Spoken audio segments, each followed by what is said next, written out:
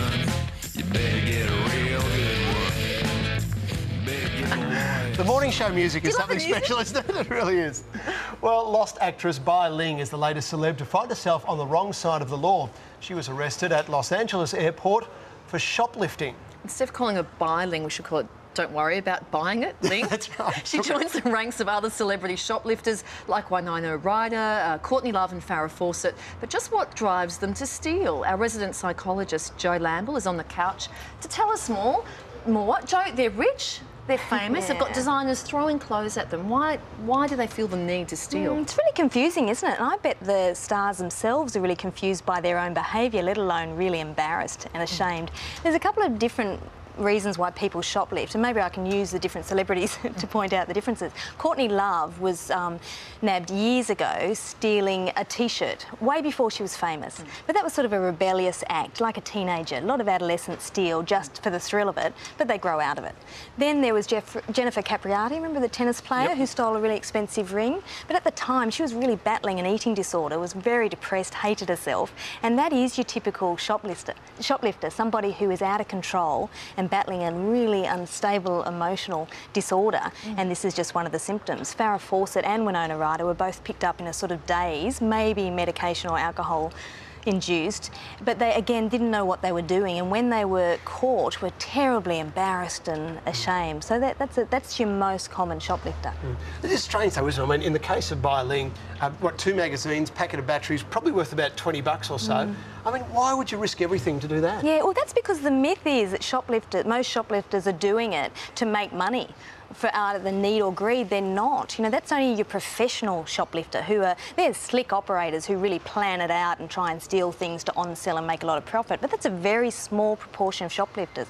Most of them are have that emotional instability that I was just talking about. So either Bai Ling has that, you know, she's going through some emotional difficulties and this is a symptom, or she could be actually a true kleptomaniac, which is something different again. That's only 1% of shoplifters, and kleptomaniacs are the ones who can't resist the impulse to just take something that they don't need.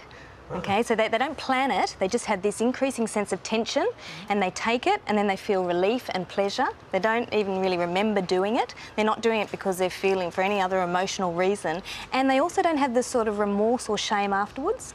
They just, you know, do it on impulse. Okay, what about in real life? I know that kleptomania in real life, but what about why do normal people shoplift? Are they for all the same reasons that we've gone through with the celebs? Yeah, exactly. And that's another reminder why celebs are just normal people. So your biggest group, 70 or 80% of shoplifters, are for these emotional reasons. The best example I can give, and I think it was a good portrayal, is in Muriel's wedding. You know, when the mum was, you know, obviously in a really bad way, the husband having an affair, Muriel was off doing whatever Muriel was doing, and she was in the supermarket grocery shopping and her feet hurt, and so she found some slippers, put them on and walked out and got arrested. You know, that's a typical example of a shoplifter. Then the next most common group are the professional ones who maybe have a drug habit and they're stealing to make money. Then you've got the adolescents, that's a small portion, and then right at the bottom are the kleptomaniacs. Sure. And do they ever think about the repercussions at any point, or is it just dealing with the impulse at the time? Yeah, well, the celebrity like Bai Ling or, you know, Farrah or Winona, I mean, I think there are repercussions, obviously, because of this shame and embarrassment. But at the time, you know, it's as if that thrill will just take away from the stress and emotion they're feeling in the rest of life. So it really is quite impulsive or compulsive, which means that a compulsion is something you do to try and relieve the anxiety and stress you're feeling in everyday life. I know it's really confusing for us to understand what it's like, but what should you do then if there's someone in your family that if you're seeing that behaviour in someone?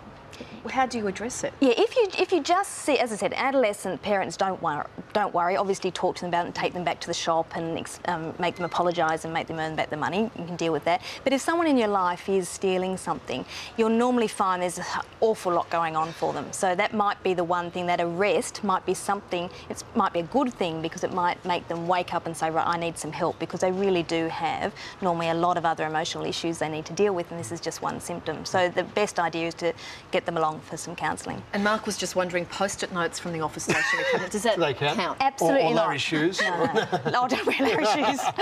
Gosh, don't do that. Just a really stationery's quick one, fine. Joe, before you go. We were talking about Heather Mills' divorce party earlier on, and we've had some emails both for and against, but from a psychologist's point of view, divorce parties, a good thing or a bad thing? I think if you have been left or you didn't want the marriage to end, I think a divorce party is quite a good idea because it's like a wake. Hazel Hawke had one, I remember. You know, and that was it because she was feeling really upset and it was the end of an era, and I think if you can get some positive friends around you to say, OK, let's kick you off on your new life, I think that's a good thing. But I think if you have done the dirty on someone and left them heartbroken and then you go, woo, let's party, that would be very cruel. And Maybe not the right reason. No, yeah. And keep the kids out of it. Definitely keep the kids out of it because, yeah, it's obviously a really hard time for kids. So, no, definitely keep it out. And also, it's normally a year later. So I wouldn't suggest you have a party straight away because that might be, you know, not dealing with the real emotions. But a year later when the divorce comes through and, yes, without the kids, go out with some friends or celebrate your new life. And spend some of that $145 million. Yeah, that's right. Thanks, Joe. Good on you, Joe. We'll see you Thanks for next time. We're back with more of the morning show straight after this. Scream!